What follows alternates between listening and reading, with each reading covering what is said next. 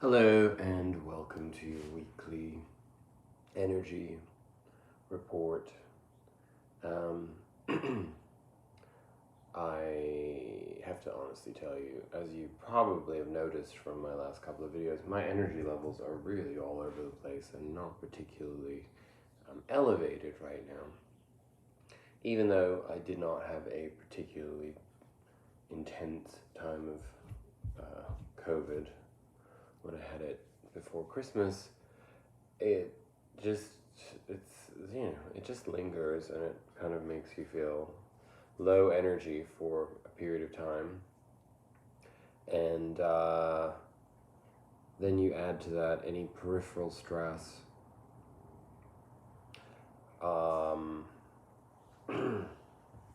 For me, exhaustion and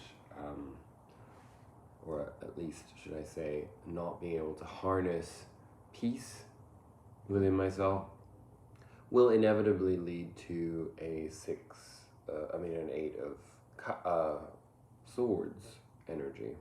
8 of swords. This energy engulfs me right now and came to its pinnacle yesterday. It sort of crept up on me over the course of several days. I'm telling you this because maybe you'll find a parallel in it for yourself energetically, given that we are all somewhat predetermined by the energy of the planets that we share collectively. And, I had a couple of moments of gnawing kind of self-doubt, self-esteem kind of in the dumpster moments, but I hadn't really had any time to process those emotions. I just was very busy and keeping about my business and just thinking, in a couple of days' time it will pass. And yesterday, Saturday, over the course of the day, it just kind of increased, not in the daytime, but after, sundown, until I was in a full-on crisis of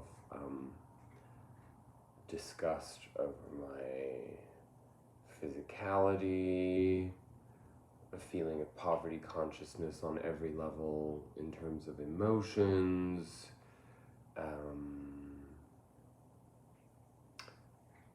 just generally beating myself up for everything, and struggling to find, it's funny, I just turned this card over because it was upside down, just struggling to find temperance.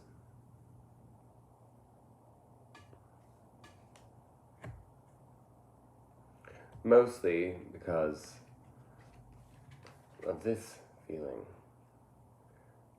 sort of shooting in the dark, feeling that I find myself in front of a choice that I'm not feeling able to make because I don't know what the hell's going on. And you probably feel an element of that in your own life. I can't give you specifics for you as to what that means, but there's just a general sentiment of malaise and confusion and separateness and discontinuity and dissociation even, sort of just going through the motions. And when we get to an 8 of Swords moment, or a 9 of Swords moment in our lives, the 8 of Swords usually feeds in 9 of Swords, right? You go from the self-deprecation, the feeling trapped, the feeling that you're not good enough, and then that in turn in your external world turns into 9 of Swords, which is worry, being consumed with stress and anxiety over projections more than anything else. And so that was what I found myself deeply ensconced in, and perhaps, actually I still do feel that as I'm doing this reading. I wanted to do this reading yesterday, but honestly, it might have been therapeutic for me, but I just couldn't bring myself to open up to the energetic flow. I guess I had to do some inner processing. But our reading pretty much gives us a full spectrum analysis of where this discomfort and disharmony may be coming from. So I'm going to start with the Soul's Journey lesson card, as it seems to be currently what gives us the best sense of centralized focus. And we have the Denial card, which was an interesting revelation. I'm going to speak on this and add some of the astrology to it. So, denial, I acknowledge my fear, but I replace it with the insight of awareness. And perhaps before I actually read the message, I'll just speak briefly on the astrology, because I really didn't want to go too much into astrology. Mostly because you have Mercury going retrograde, we have Venus retrograde. A lot of this 8 of Swords, 9 of Swords energy comes from those retrogrades, because it's like everything's in place for us to find the balance and the achievement and the fulfillment that we require on our spiritual and emotional journeys. But this retrograde energy is really forcing us to see where we're getting in our own way, where our beliefs are getting in our own way. Of course, in Sagittarius season, we build those beliefs and we come to fruition of those beliefs, fulfillment of those beliefs. But then when we go out into the world, into Capricorn energy, where we have to actually administer those beliefs into reality, that throws us it throws us off of our pedestal, essentially. So let's read what denial's message is for us. It is time to open up and be completely honest with yourself at this present moment. Buried fears and resentments do not die. They merely fester and cause dis-ease. Remember, always break disease down into exactly that, dis-ease. Because it means something different, and it gives you some insight into what disease really is. Only by bringing them to the surface and examining them in the light of day with love and compassion will you banish them from your life. It may bring you pain and heartache to reflect upon these situations again, but you are only giving them power by suppressing them. The dangerous seeds of denial will grow and spread and manifest unless you uproot them, examine them, and release them. This is the only way to become whole and healthy. Learn not to bury painful emotions in the first place. Deal with them as they come, and take all the time you need to neutralize them without hiding them. Your soul wants to live honestly and authentically in the now. Don't hinder it by placing emotional landmines on its path. This is a universally human problem. We have principles. We learn how to put boundaries in place. We focus on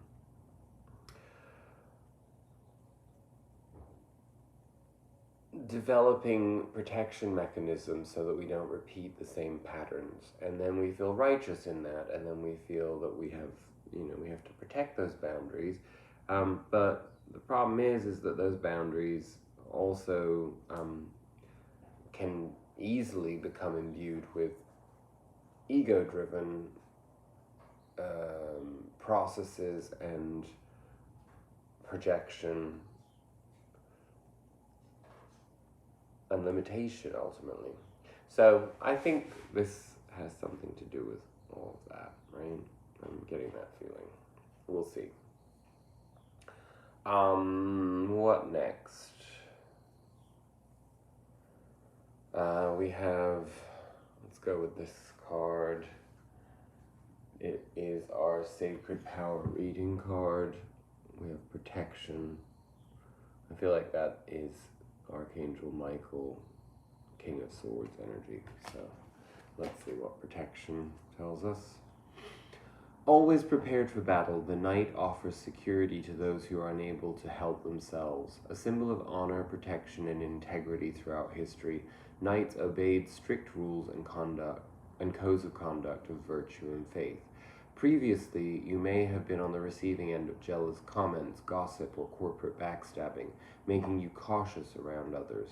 Honorable intentions are questioned now. Stay on guard. Sinister activities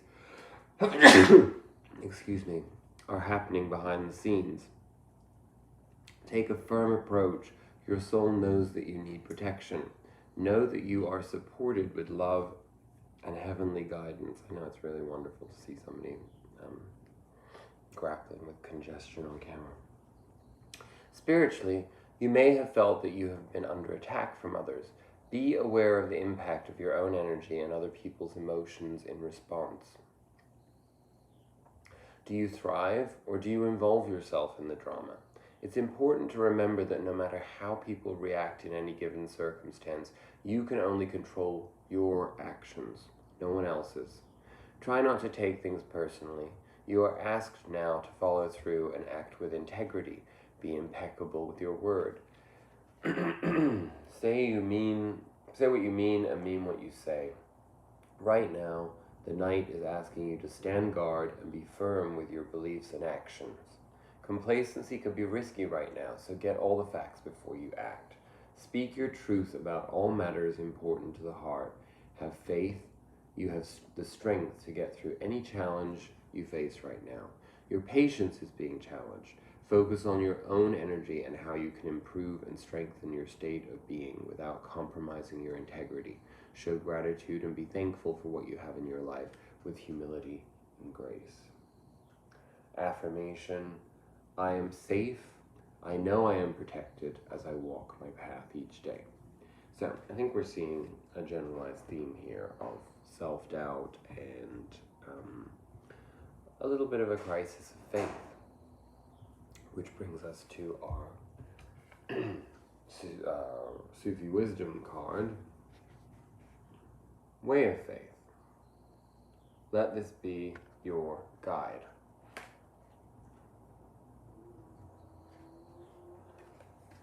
I'll hold that one up for you. When faith becomes all love, we enter into greatness. From that source, we spread love to all life. We then live in abundance. Rumi. There is a divine gift inside you that holds the key to your confidence and trust. That key opens a mysterious inner chamber that reveals the secrets of love to you. It is the entrance to the greatness of your ultimate capacity. You will be like a lantern that spreads light around it. An invisible support will sustain and empower you to enter a vast unknown with total confidence. Dear one, surrender faithfully to the unrecognized path and benefit from the divine gift that is inside you. Live your dream, risk it all, and take a chance. Have faith that the potential for love is infused into your life. When you surrender to your heart, clues and the guidelines to follow them appear along the way. Bring your dream into reality by having faith that you can face the obstacles along the way. As you master your reality, you will flow towards abundance in the fullness of love. Mantra: I have faith in my power to face the unknown. I have full assurance that I am not making a mistake, nor am I afraid of making one if I do. Again, this message sort of just keeps revealing itself, right? To be, ow, don't bite me, you little asshole. Daddy loves you, but I don't want to play right now, okay? Good boy.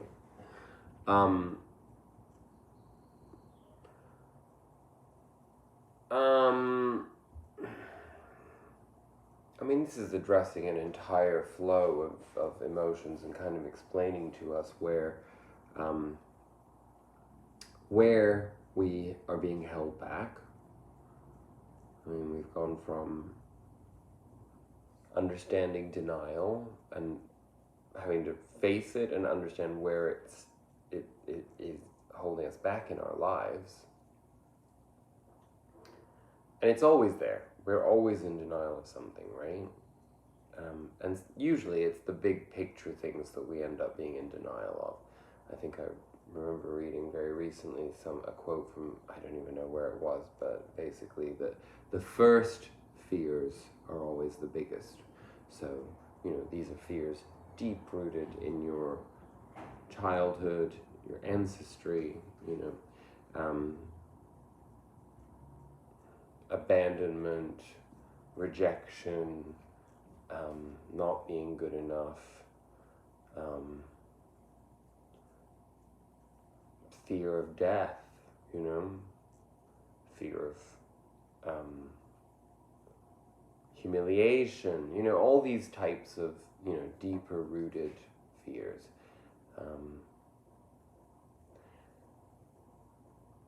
I'm glad that we're getting a little show from Enzo in the background doing whatever it is. This glow of sunlight behind me is not doing me any favors in terms of the way that I look. But again, that's Eight of Swords energy. I have a cold, and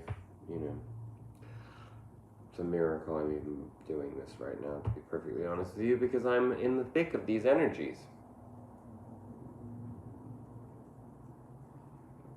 So, then we move into the more joyful aspects that being in the way, well, not being in the way of faith, being in faith brings us to. So, I'm not reading anything of these, but our Sacred Destiny Oracle cards came out as follows. New beginnings and going forward. I think that's pretty self-explanatory. So we have to find ways right now to harness that faith, to understand that we are divinely protected, to trust the process, essentially, right? That's what it really comes down to, is trusting the process. Because being in denial is not trusting the process. Being in denial is trying to bypass the process and holding on to control that we don't really have, right? Because it's still going to happen, even if you're in denial. It's just happening without your co-creation, or your conscious co-creation. And then we have our Spirit Animal Oracle card. I know we haven't pulled one in a while, but I felt compelled to do so today, and that is Bat Spirit, a birth reassured. So again, it could not really be more explicit.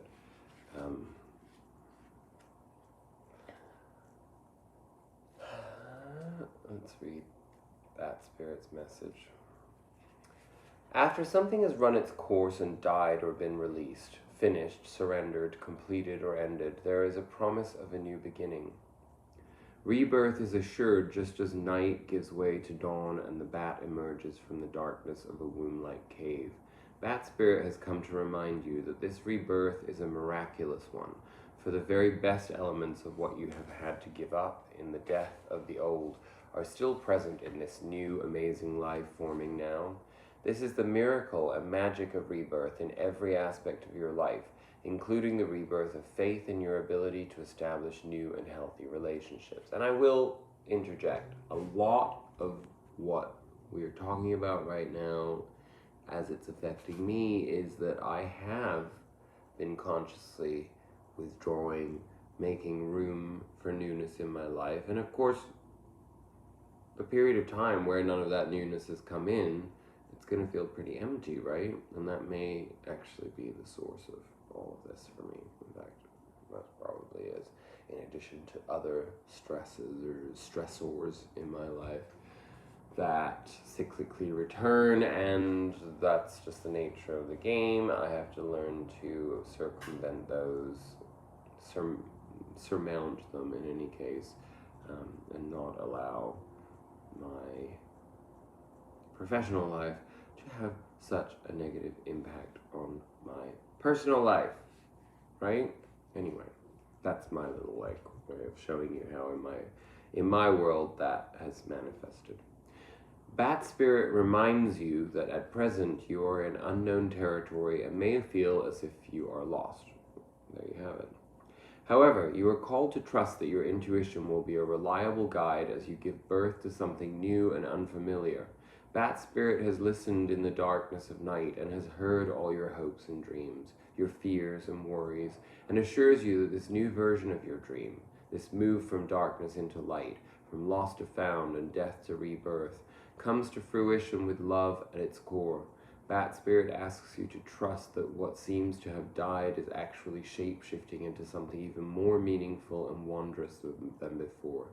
If you feel you're in the dark, know that come morning, all will be revealed and things will be in a new form that is right for you. Protection message.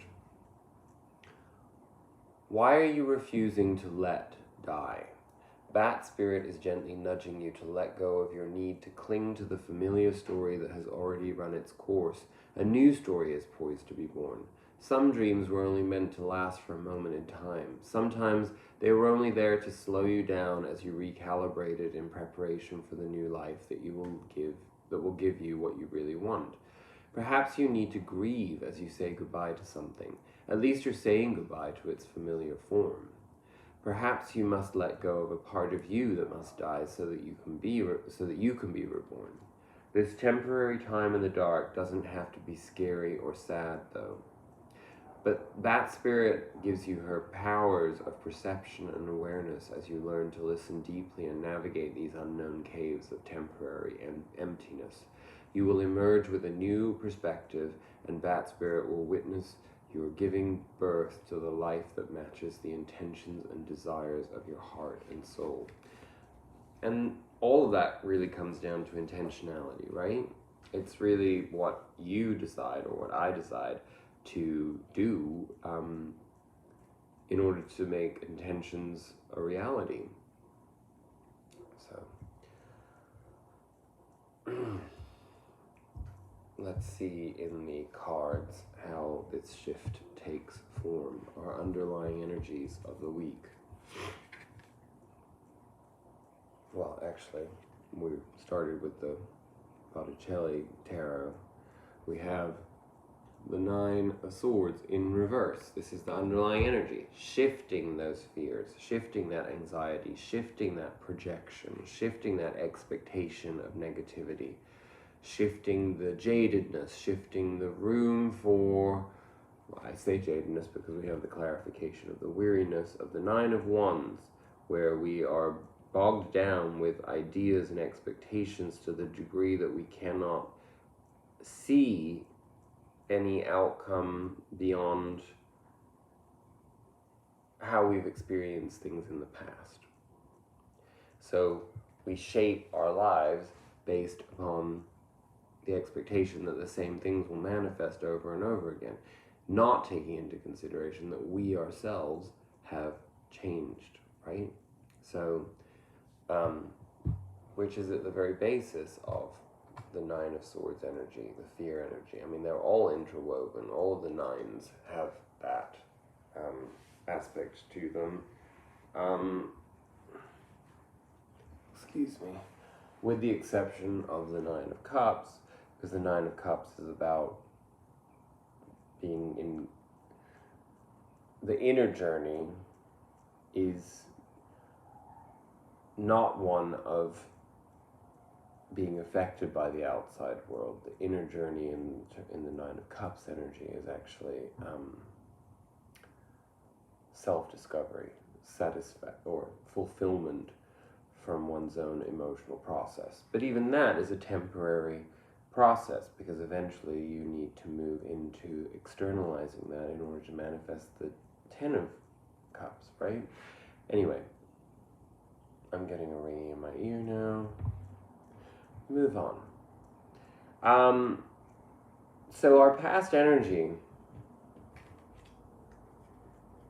what we're coming out of, should I say, Six of Swords. Now the Six of Swords is, of course, moving onto calmer waters, moving away from strife and struggle. So that process, that's a reassurance, just in case you hadn't picked up on that, because our underlying energy is moving, with that Nine of Swords reversed, out of that energy. The Nine of Wands clarifying that it is a bogged down effect in our lives where we feel that anxiety and strife and struggle and dark night of the soul has anchored us by our own projection, by our own fears, into a form of recession, emotional and spiritual recession. The Six of Swords assures us that we've already acknowledged this. This is not a new situation coming into our lives. So we actually have the strength and stamina to graduate beyond that. And it was clarified by the Hierophant and the Five of Wands. So again, this issue of boundaries surrounding institutionalized thinking, surrounding our jobs, surrounding our relationships, the traditional routes that we feel, the expectations, the things that we've been taught in our lives that don't come from our heart, that come from the head only, that we are breaking free from these conventions that don't suit us. Our boundaries are triggered because, of course, that means that we're putting them out into the world, and we're finding ourselves embattled because other people will push back against that, or institutions to which we either belong or are integral to, or we have to participate in. There's like a tension there. Not forgetting, of course, that the tension is always resolved through temperance, as we were reminded with that being on the bottom of the deck. Then in our present energy, we have these three cards that came out together: King of Pentacles, King of Wands, and the Five of Wands again. So again, we get this more specific idea of where we are at in this process in our present moment over the course of this week to come, that where that Five of Wands energy in our past was us establishing our unconventional approach to life, our idiosyncrasies, our eccentricities as being the primary fundamental truths of our nature, and therefore fundamental to our individual spiritual journeys. Here we have the idea that these are aspects of ourselves or our projections into the world that we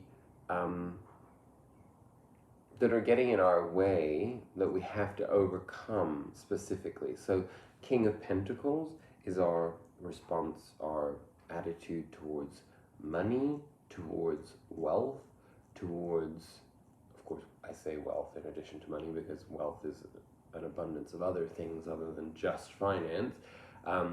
Our relationship to the earth, our relationship to where we're grounded, how we ground ourselves. Then you have the King of Wands, our ideas, our inspiration, our faith on a certain level, it's everything that isn't institutionalized. It's everything that comes purely from within.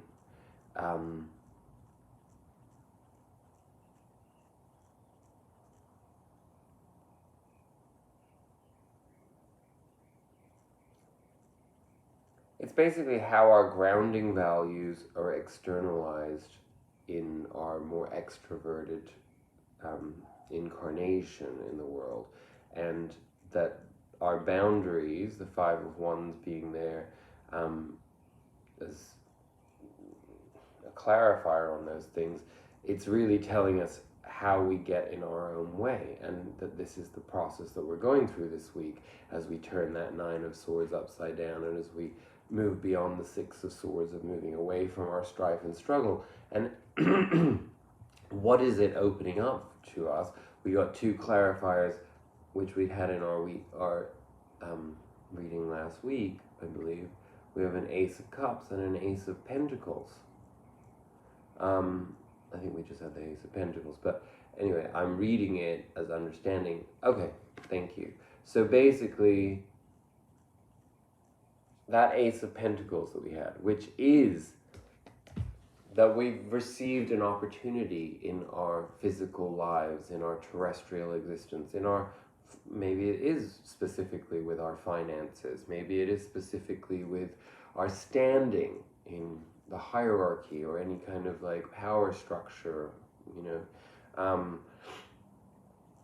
that opportunity has arisen, which allows us to then actually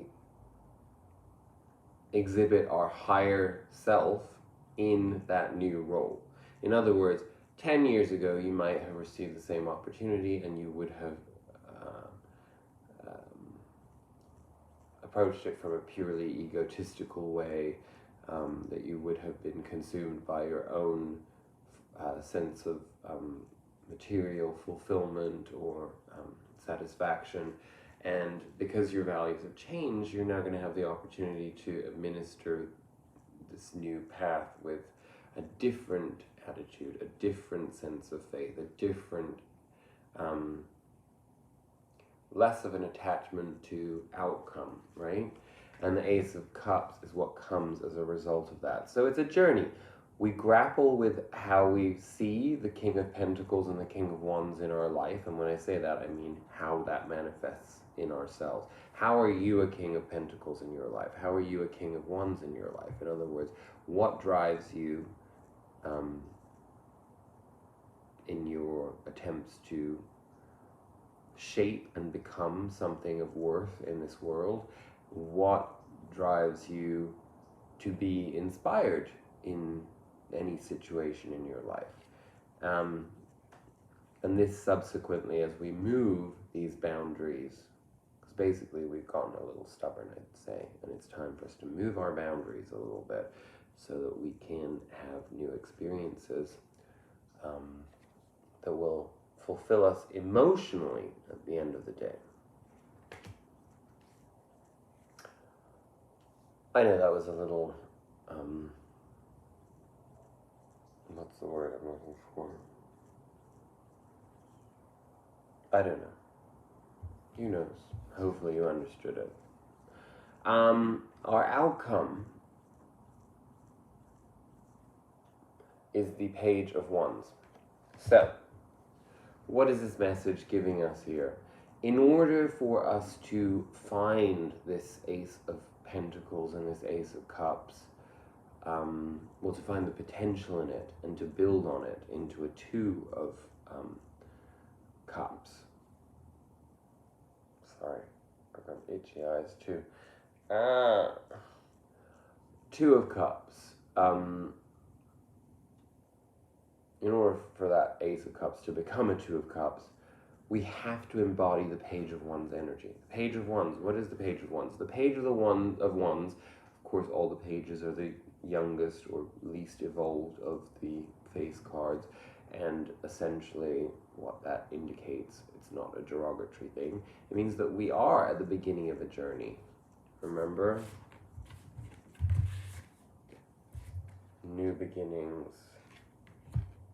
Going forward. This is a Page of Wands energy here.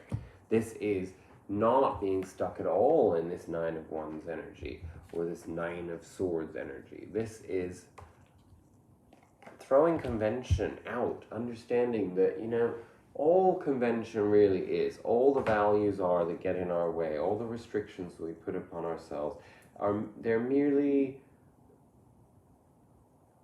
responses to expectations and experiences over the course of our life when we were a different person, when we were under the influence of different people, when we were under the influence of different systems, different values.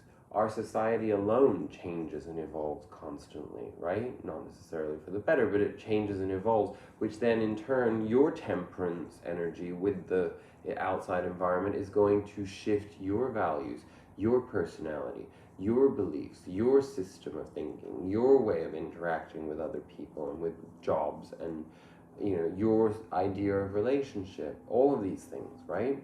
So, in order to get the most out of what the universe has on offer to us, and from this reading, there's a lot on offer right now, you have to embody that Page of Wands energy. You have to find your youthful spirit of inspiration, the playfulness, the flirtatiousness, the openness, so in other words, and I do speak to myself very strongly right now, when you encounter something new, do not come at it with, oh, well, I don't do that. You know, my friend who I went on a hike with yesterday always makes fun of me because he always says that I've become so rigid. You know, I mean, I think I've always been a little bit like this as an adult in any case. But it's, he's like, oh, I don't like sandwiches. I don't eat sandwiches. You know, if we're going to like get something to eat, you know. And of course, what happens is then I like get riled up and I'm like, I will do things that I don't, you know, that I don't have to be restricted like this. So what did I do? I went and ate pancakes with him. But that is page of one's energy. Just, I give you that as a very light example, you know, rather than needing to stand up for who you are and what your beliefs are. Sit with yourself and understand, who cares? Do you have to have those like rigid structures of thinking in your life? Do you have to look at everything like that? Because I can assure you, you will not be going forward if you stay in that rigidity, and it's not up for grabs, really. You know, again, we have the same concept of a path of the unknown here. You know, we have the river with protection behind it. There's a movement, a forward movement. We have Bat Spirit telling us that a rebirth is assured, you know. The only thing that can stand in your way is unnecessary boundaries that come from this place, denial. You see the thread, how it evolves in this story.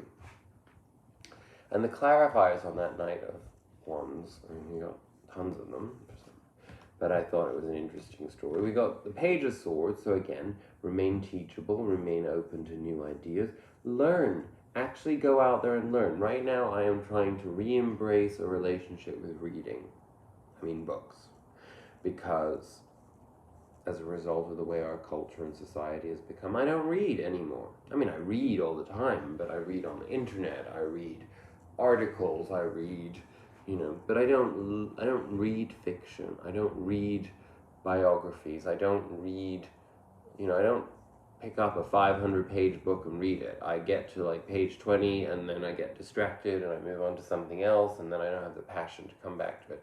Well, I'm trying to rediscipline myself in that way because there's so much to be experienced and learned from the written hand, right? It's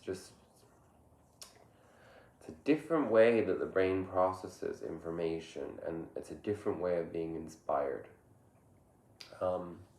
So there's that Page of Swords there, which is in turn inspires the heart to be the Page of Wands, to be in that youthful, bouncy, forward-thinking, unhinged, free-spirited inspiration. We get the Three of Wands in reverse. Let go of expectations.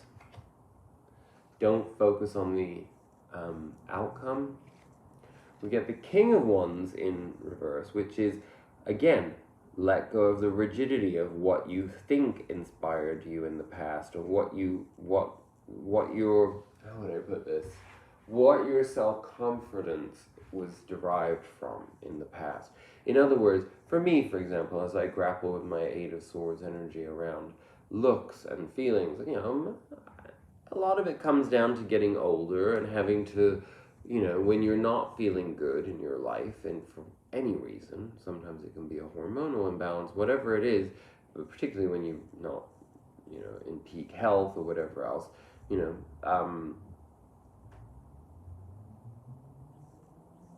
you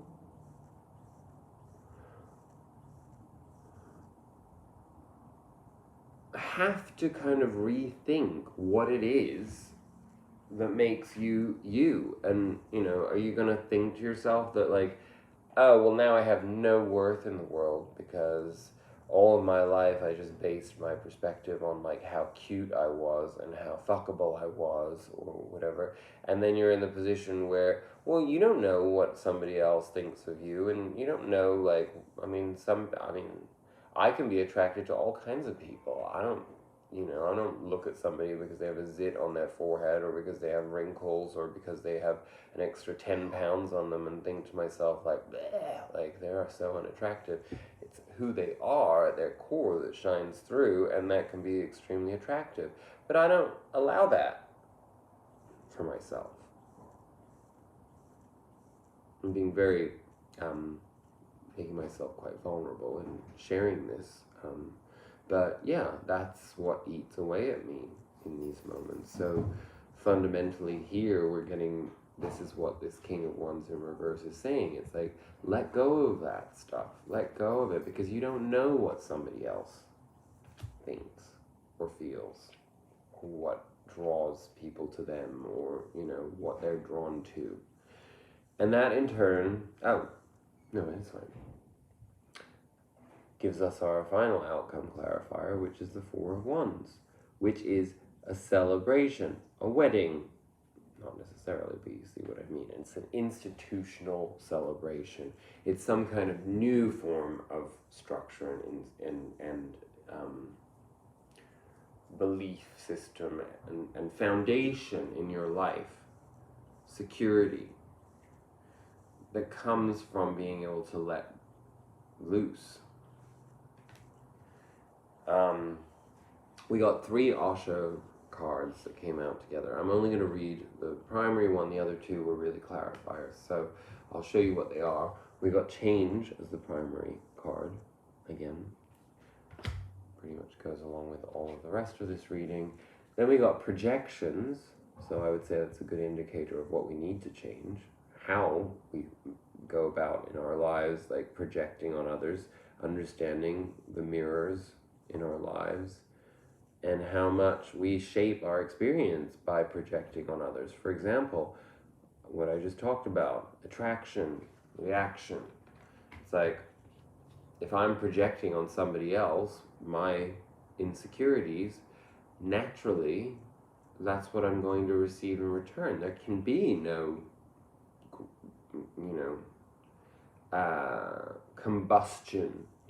Yeah, you know what, when you're 20 years old and you're really cute and tight and, tall and fantastic in, like, youthful ways, you can be insecure. You can project those things. There's always going to be predatory behavior around you. Other people are actually going to feed on that and be like, oh yeah, I'm going to, like, take advantage of you. That's was the nature of all the terrible relationships that I had in my life. But when you get to a certain level of maturity in your life, that's part of, like, the process. There is no coincidence to the fact that our physicality changes as we get older, and in a lot of ways it forces us into a type of self-acceptance that then forces us into finding other ways of expressing our self-confidence, of being impervious to the judgment of others, who would be so unfortunate to have not evolved enough to be able to see the true value of who other people are without going into those superficial restrictions. So, and then we get the final clarifier on that as the four of fire in this deck, which is the Four of Wands that we had as the outcome in our regular tarot. So in this case, it's called Participation. We read that very recently. Again, I'm just going to focus on the Change card here, so bear with me while I find that, because it is the Wheel of Fortune.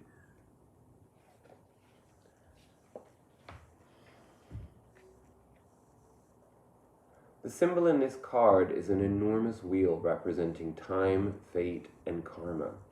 Galaxies spin around this constantly moving circle, and the 12 signs of the zodiac appear on its circumference. Just inside the circumference are the 8 trigrams of the I Ching, and even closer to the center are the 4 directions, each illuminated by the energy of lightning. The spinning triangle is at this moment pointed upward towards the divine, and the Chinese symbol of yin-yang, male and female, creative and receptive, lies at the center. It has often been said that the only unchanging thing in the world is change itself, Life is continuously changing, evolving, dying, and being reborn. All opposites play a part in this vast circular pattern. If you cling to the edge of the wheel, you can get dizzy. Move toward the center of the cyclone and relax, knowing that this too, will pass. So a card of reassurance,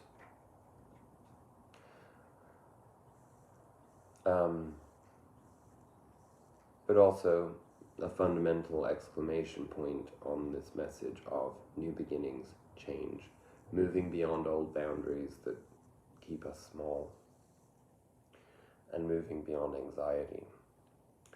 Life repeats itself mindlessly. Unless you become mindful, it will go on repeating like a wheel, and fear is mindlessness at the end of the day. That's why Buddhists call it the wheel of life and death, the wheel of time. It moves like a wheel. Birth is followed by death. Death is followed by birth. Love is followed by hate. Hate is followed by love. Success is followed by failure. Failure is followed by success. Just see. If you can watch just for a few days, you will see a pattern emerging, a wheel pattern. One day, a fine morning, you are feeling so good and so happy, and another day you are so dull, so dead that you start thinking of committing suicide. And just the other day, you were so full of life, so blissful that you were feeling thankful to God that you were in a mood of deep gratefulness, and today there is great complaint, and you don't see the point and of why one should go on living. And it goes on, but you don't see the pattern. Once you see the pattern, you can get out of it.